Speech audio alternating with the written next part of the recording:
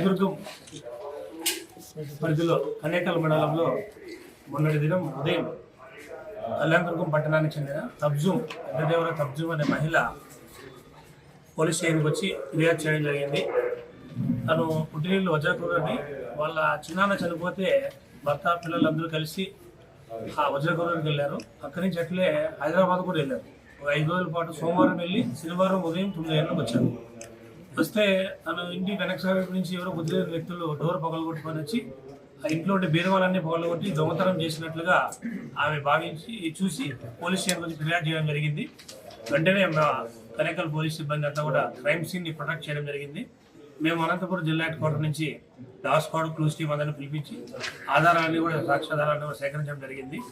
మా డాగ్ ఇచ్చిన క్లూ ప్రకారం ఇంటి వెనక వైపునే ఒక వ్యక్తి పైన అనుమానం ఉందని మాకు తేలిందని అందులో భాగంగా మేము అతని కోసం తిరుగుతున్నాం. మేము అయినా దొరకట్లేదు. ఈ దినము 12 గంటల సమయంలో కనేకల్ క్రాస్ బళ్ళారి రోడ్డు నందు రజాక్ అనే వ్యక్తిని మేము అరెస్ట్ చేసి అతని వద్ద నుండి 10 తులాల బంగారు మరియు 1 కేజీ వెండి ఈ నగలన్నీ కూడా స్వాధీనం చేసుకోవడం జరిగింది. విచారిస్తే ఇతను గతంలో కూడా గుంతకల్ రైల్వే, తాడిపత్రి, అతనికి గంజాయి కేసు మరియు రాబరీ కేసుల్లో కూడా 4 చోట్ల తిరుపతి కేసులు ఉన్నాయి. ఇతను ఈ క్రికెట్ బెట్టింగ్, మద్యము, జలసాలకు అలవాటు పడి ఈ విధంగా తక్కువ సమయంలో డబ్బులు సంపాదించిన ధ్యాసతో కష్టపడకుండా పనిచేయాలనే ఉద్దేశంతో ఇతను దొంగతనాలు చేయడం అలవాటుగా చేసుకున్నాడు. వీళ్ళు ఇంటి వెనక వైపునే ఉన్నారు కాబట్టి వీళ్ళు లేని గమనించి అతను ఈ దొంగతనం చేయడం జరిగింది. కానీ అతి తక్కువ సమయంలోనే కేసు నమోదు చేసిన మనం 48 గంటల్లోనే ఈ కేసును ఛేదించడం జరిగింది.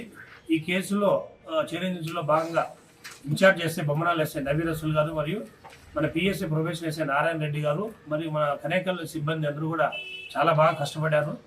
కేసు నమోదైనప్పటి నుంచి టిల్ రికవరీ అయ్యేంత వరకు కూడా వాళ్ళు కంటిన్యూగా రెస్ట్ తీసుకోకుండా ఈ పనిని ఈ కేసులో బాగా దర్యాప్తులో భాగంగా వాళ్ళు చాలా బాగా మాకు సహాయ సహకారాలు అందించారు. సో ఈ వస్తువులు స్వాధీనం చేసుకొని ప్రజలకు ఇమ్మీడియట్గా వాళ్ళకి హ్యాండ్ ఓవర్ చేయడంతో మాకు చాలా ఆనందంగా ఉంది.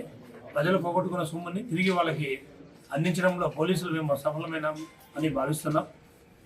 Thank you. దొంగతనాలు కొంచెం మనం చిన్న జాగ్రత్తలు తీసుకుంటే చాలా వరకు నివారించండి. దొంగతనం జనరల్గా మనం మన ఇంట్లో ఏదైనా విలువైన వస్తువులు, నగదు, డబ్బు ఉంటే మనతో పాటు ఎక్కడైనా తీసుకెళ్ళాలి. అలాంటి అవకాశం లేదనుకో మనకు తెలిసిన వారు ఇంట్లో పెట్టి వెళ్ళాలి, లేదా బ్యాంకులో మనము డిపాజిట్ చేసి వెళ్ళాలి, లేదా మన ఇంటిలో ఎవరైనా ఒక వ్యక్తిని మన ఇంట్లోనే ఒక వ్యక్తిని ఉంచి వెళ్ళాలి. ఈ 4 జాగ్రత్తలు తీసుకుంటే 80% దొంగతనాలు జరిగే కన్నా పోవడానికి మనం నివారించవచ్చు. Local to global news at your finger tips. మీ చేతిలో ఒక ఆయుధం. Download R TV app. Media legend Ravi Prakash is back.